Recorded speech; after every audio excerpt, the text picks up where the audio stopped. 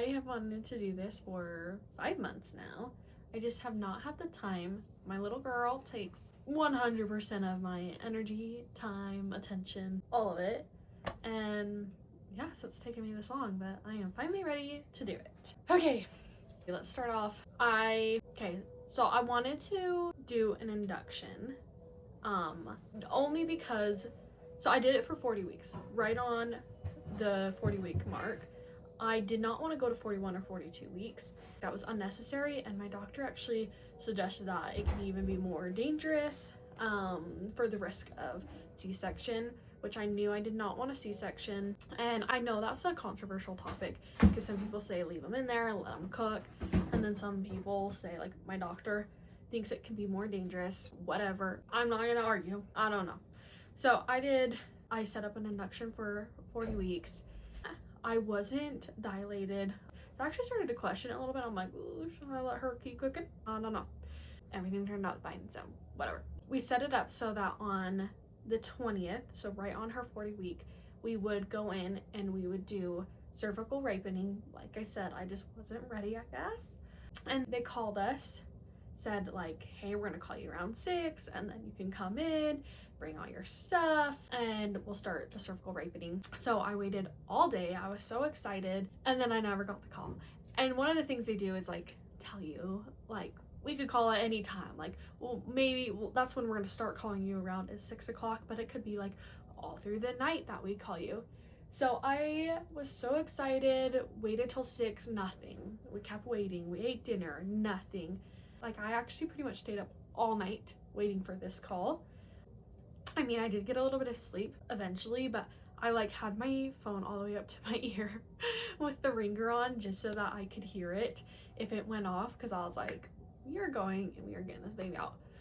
Yeah, we waited all night and they never called. So then the next day I called them because I'm like, hello, it's getting going.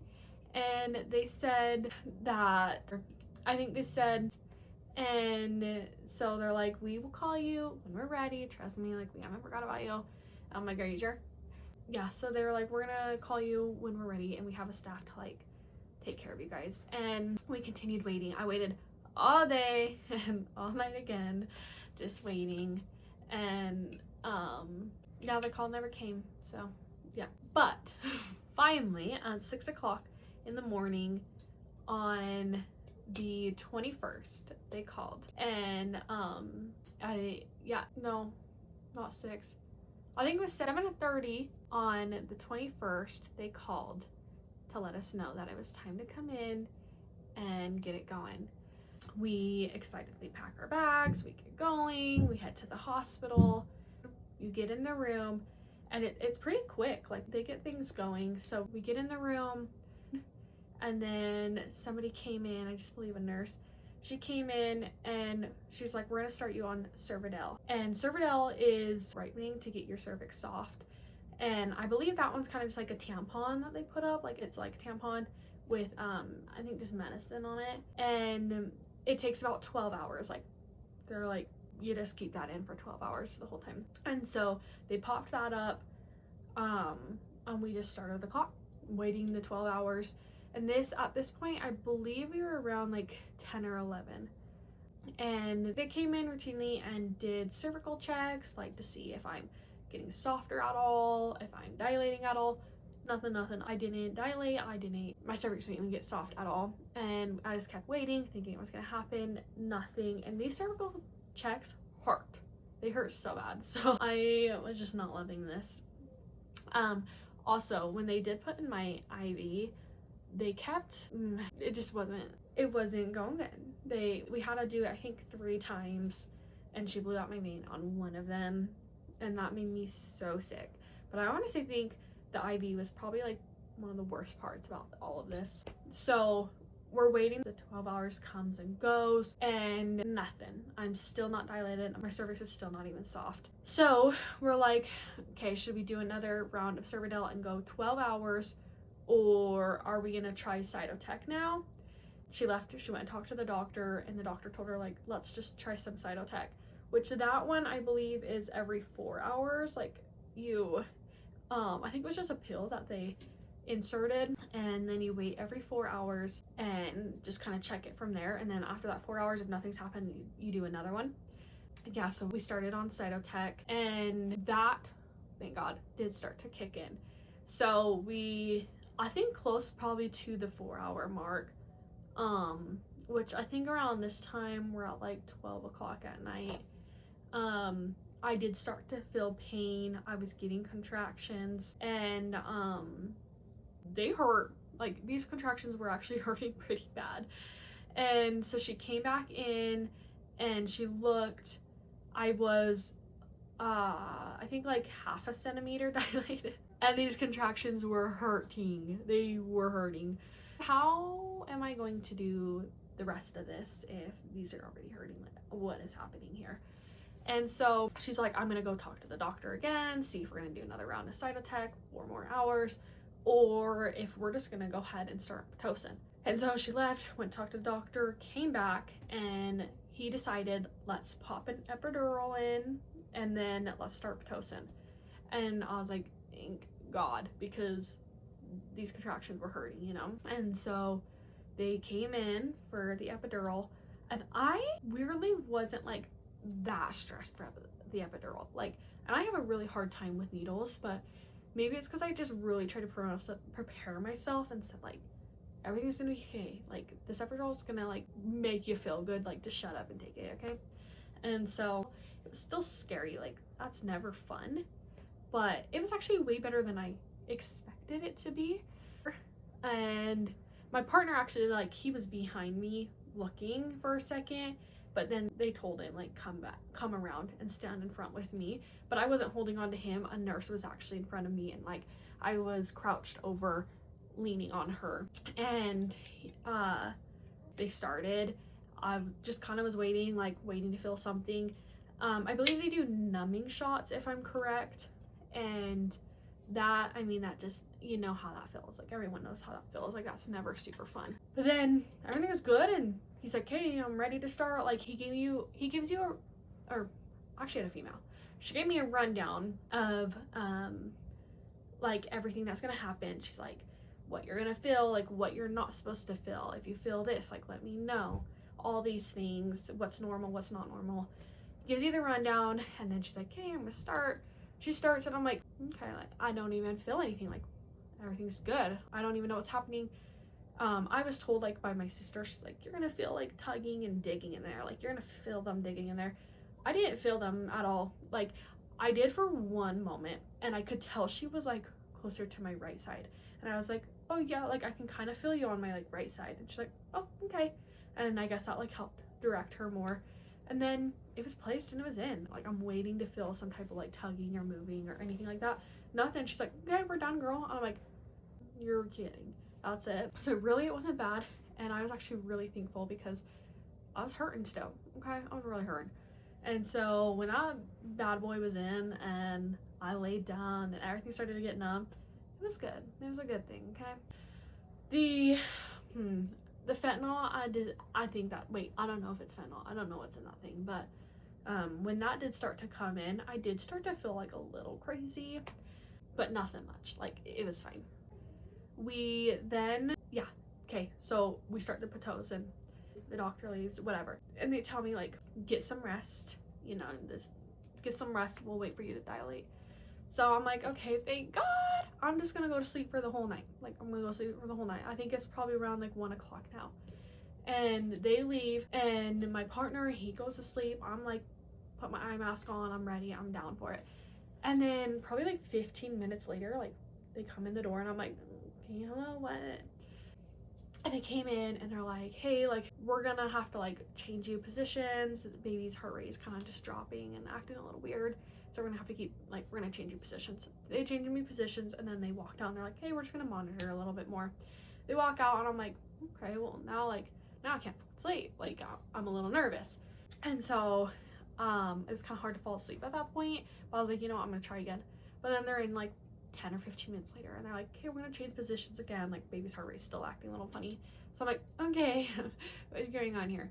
So they move positions again, And then they walk out and like say, I'm just gonna monitor again. And then another like 10 or 15 minutes to come back in. But this time it's actually the doctor that comes in, and he kind of just explains to me like the baby's heart rate keeps dropping and we possibly are going to need to do a C-section if it continues this way. Like they're not really sure what's going on. He's like, we're gonna stop Pitocin right now and just see how your body does it on its own, and maybe you'll just progress by yourself. And so we stop the Pitocin, and yeah, they walk out. They're gonna keep monitoring. So they walk out, and at this point I'm freaked out. Like I'm kind of crying, and I'm a little upset because I'm like, ooh, C-section, my baby, like what's going on, what's happening? And so I call my mom, and I call my partner's mom, and tell them what's going on. Like, you should probably come here. Like, I don't know, I need help, I need support. And so they get ready to start coming, and we just continue monitoring like pretty much all night, and keep having to move baby like all the time. And it was just, that was kind of a hard night. I didn't go back to sleep at all at this point, and morning came around and over again, and like I was starting to dilate, and my body was doing it on its own, which was great. So at one point, gosh, it's probably just still early morning at this point, my mom comes and everything, and my doctor comes in and talks to me, and he's like, we can definitely try and do this like still vaginally, our route right now, like that's what we're going for, but just be prepared to possibly do like an emergency C-section. So yeah, that was freaking me out, like so tired because I had stayed up all night. Like I didn't get any sleep. The last few days, honestly, waiting for this, I had not really been sleeping, so I was really tired at this point and just over it. But I wasn't in pain, so that's great. I was just tired. Like I remember so my mom actually had some of my family members come in and to give me a blessing, and she took a photo of us, and I could not even smile. Like I tried so hard to like lift my mouth up to smile, and I couldn't. That's how exhausted I was, which is something I've never experienced before, so that was a little odd. And my mom was like so worried that I was going to be like way too tired to even push. Like she was so nervous about that. But yeah, so we get to a point where I'm like almost a 10, like I'm almost there, and they come back in, and like at this point, like they're putting me all the way up, I'm going all the way back down, all the way up, all the way to my side, and she's like, you know what, oh, I forgot the whole water part. Okay, wait, we gotta go back. When I was, let's see, the very first time they came in, the very first time they came in, and they were like, hey girl, like baby's heartbeat is dropping. They changed my position, they left, they came back in, I think they did it one more time, and then left again, and that's when the doctor came in, and he's like, hey, we're gonna try and pop your water and see like maybe that's gonna make baby more comfortable, like maybe he's just getting squishy up there, or she's getting squishy up there. And so he came in, and he grabbed like the little pick thing, like looks like a crochet hook, and he went up there to pop my water, and he lifted the sheets, and he's like, oh, your water's already popped. It's all over the bed. So yeah, I guess my water had already popped. Like it was out there already, and which I didn't feel at all. Like I thought I'd feel that, like you'd feel like, I don't know, your legs getting wet, but no, I didn't feel it at all. But I had a feeling that it did pop. I know people have said like you can feel a pop, and I did, but I thought I was going crazy. So this was right after they put the epidural in, like, and I felt that fentanyl or whatever's in it, where I said like I was kind of feeling a little crazy. Yeah, so I was laying there and I felt like a pop, and I'm like, no, that can't be my water. Like there's no way. I'm like, I sit for a second waiting to feel like a wetness. Nothing. I didn't feel anything. So I was like, okay, no, that was not my water. I'm also like half a centimeter dilated. Like no. So yeah, I thought it was just crazy. I thought it was the epidural medicine. And then, so yeah, no, nerd girl, that was my water. So, yeah, my water had popped at this point. He didn't even need to pop it. He was kind of shocked by that. He's like, okay. Now back to I'm almost out of 10. They decide, they're like, hey, she is still like stressing out up there. We're gonna actually like mimic your water and like refill you up. So it seems like you've got your water had it broke. And so I don't know what they use to do this, but they just like, they're pumping, I think it's just like the saline is my guess. They just like pump that into you. They put, gosh, I don't even know. I don't know what I had up there. A tube. I'm not sure. Something. They start pumping that fluid up there, like trying to recreate a water sac up there. And so there was so much pressure. Like there was just so much, I don't know, just pressure down there. It was getting really swollen. I was getting extremely swollen down there. Like the doctor's like, her head is up there and it's already cone shaped. Like your cervix is too small. Like I don't even think she's going to fit through you, which is another reason we were considering a C-section. He was nervous, like she wasn't even gonna be able to get her head through. And so when they started to put that fake water up there, it was just too much pressure. Her head was there, it being so swollen, like the water just kept going back down the tube.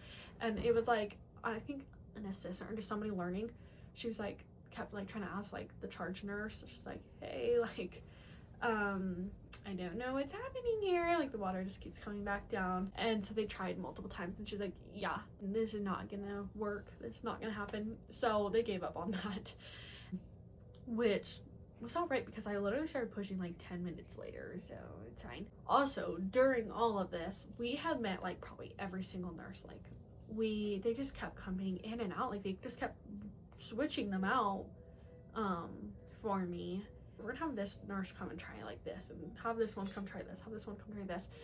Pretty much eventually the charge nurse ended up like being my nurse and taking care of everything. And so we tried the water bag thing, didn't work. 10 minutes later, she's like, okay, well, you're dilated to 10. Like, I think we can get this going. We had the doctor come in and talk to me, and he's like, we're gonna do this vaginally, but I'm gonna have a whole team come in here and I'm gonna prepare the vacuum just in case we need it. I'm hoping we don't, but we might need it. And if that like fails, and obviously we wouldn't right to a C-section, but we really hoped that I could do it without the vacuum. And we had to do this quick. That was another thing he said. Like, you don't have a long time to push. You're gonna push her out in like 10 minutes, you know, like we're gonna get her out quick. She needs to get out quick with how her heart's acting. And so we began pushing, and it was not bad, and I did not feel a thing. Like, not even pressure, I didn't feel a thing. And I just felt like it was just hard. It's hard having your legs like all the way up here and pushing with all of your might, and it just feels weird because you're pushing so hard but you feel nothing. And so I pushed and I pushed. We did it, I think, like 4 times, 7 or 10 minutes. And yeah, that part was just weird. Like, it's nothing crazy. I didn't feel any pain, luckily. Like, I know some people do feel pain or pressure, and yeah, I seriously felt nothing. It was just hard to push, and you need to get her out on this one. Like, really try with all your might, get her out, you know, hoping to not use the vacuum, I'm pretty sure. And so I tried really hard, and I couldn't. And so I just know next thing, like, he was preparing the vacuum and putting it on, and she was out in seconds. Like, he put it on and then she was just out, and that's all. That's just how it happened. Like, I was pushing, he told me, kept going like harder, and then she was just out. He used the vacuum to remove her, and I did. So okay, she comes out, everything was kind of just crazy at that point. Like, they kind of just literally throw her on your chest, and I was still like shook. I'm still kind of like pushing, like trying. I didn't realize how fast she came out, and they put her on my chest, and like she actually even almost falls, and they have to like catch her, and I'm like, oh my gosh, okay, like here, like let me hold her. And that was actually kind of weird to me. Some people may like love that and want to see and feel their baby immediately. Like, I want to see my baby immediately, but like it was a little much to have her like immediately on me. But I know that that's for like a connection. But yeah, so they put her right on me. I see her, it's beautiful, she's alive, and it's so wonderful, you know. And Then they take her away to go do whatever they do, check on her, I'm not really sure. And at that point, everyone's kind of just over with the baby and looking at her. And I'm like, my doctor's like, okay, she's got a 4th degree tear. And I'm like, hearing no tear. I don't know why, but I heard no tear. And so I'm like, ooh, yeah, like, but no, I actually had a 4th degree tear. So he's like stitching that all up, all serious looking. And so then I actually kind of get nervous, like I'm a little nervous. He also had to like push out the placenta, and that was freaky. That was probably the worst part, actually. Yeah, pushing out the placenta was definitely the worst part. We get that out, and then he's just stitching me up, and they're like, do you want like the baby again? And I'm like, no, I don't. I actually don't. Give her to her dad right now, because I'm like still shaking really bad, and I'm kind of worried about what's going on down there. And yeah, they get it stitched up though, and he did it great, and he kept it like good spirits too. Like, he's funny, and he said he got it all good down there, and it looks great. And so, and then the nerves kind of settled down. I was ready to see my baby again, and they handed your baby, and you do skin to skin, and it's beautiful and wonderful. And hi, Junie. Hi. Can you see the camera? Hi, baby. Hi, honey. You having fun? Anyways, so you see your baby, everything's wonderful, it's good. Like, everyone's out of the room, you to the other department, and they prepare you to go to the other department, and it's all just good, and you still feel good. Like, I didn't feel any pain. Like, I was like, okay, I did it. Like, that was it. Like, that wasn't that bad. And yeah, then they transfer you to mother and baby, and you just get to spend the rest of the time bonding with your baby and hopefully getting to sleep. I didn't, unfortunately, but it's okay. I stayed for I think like 2 or 3 more nights because of the tear, and we were just monitoring that and checking on it and making sure everything was okay with that, which it was. The tear, I did have a 4th degree tear, and that sucks, and it took a few months to even like feel better from that. All in all, I was just grateful that she was okay and that I was okay, and it was nothing really too bad. The pain sucked at times, and I just took the pain medicine they gave, and it was fine. Like, it was all really fine. But yeah, you just spend the next few days with your baby, and it's beautiful. You do the first bath, and it's still just so exciting and weird and nerve-wracking and crazy, but definitely a beautiful thing. And yeah, I'm just happy it all went well, and I could totally do it again, I do think. And yeah, so I wanted to share kind of a positive story, that there was scariness in it. Like, it wasn't a like dead set perfect labor, and there probably isn't even very many of those, because there was the stress and the worries of her heart kept dropping. And they actually said, so when my placenta came out, like, everybody was like kind of shocked, and they're like, this is like the smallest placenta we've ever seen. And the doctor told me that, like, I guess my placenta had began dying. Like, it was done, it was dying.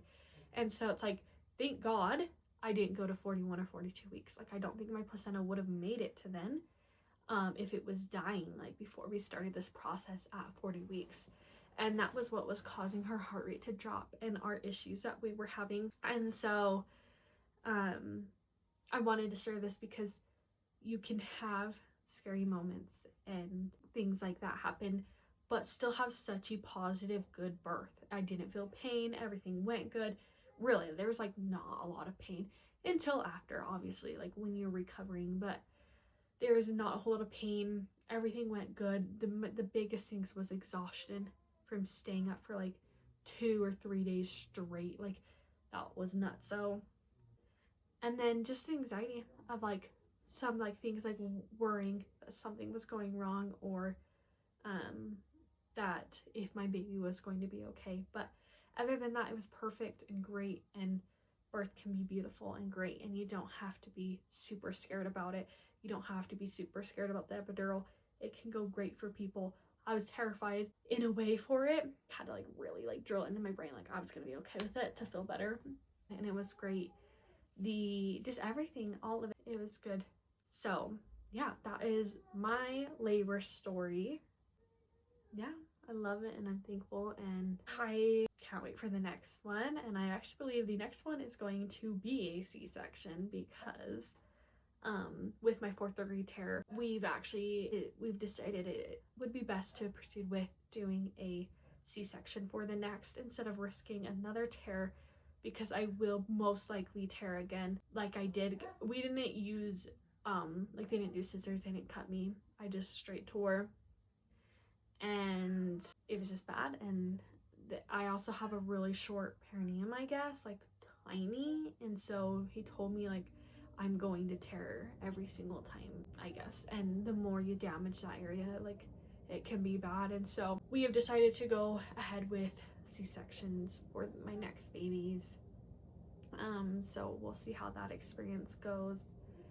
But as for vaginally and naturally, it was great and everything went good, and I'm excited to have my baby and to have such a positive birth story. But yeah, there it is.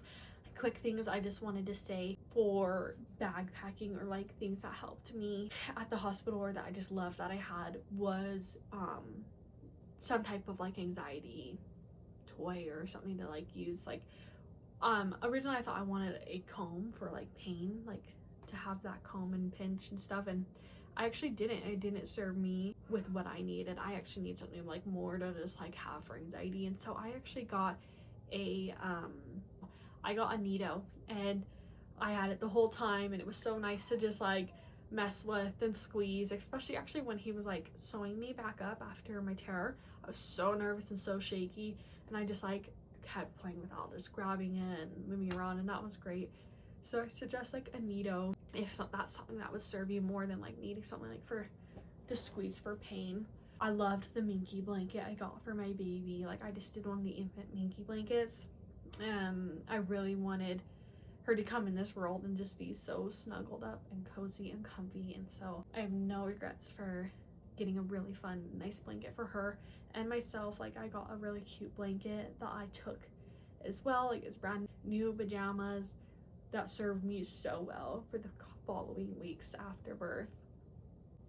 Yeah, so new pajamas, blankets, anything that brings you comfort, really. Yeah, I think those were really the only things that were like kind of extra out there, different than like what you would usually see people bringing, that I personally really enjoyed and will do for every birth and have no regrets on.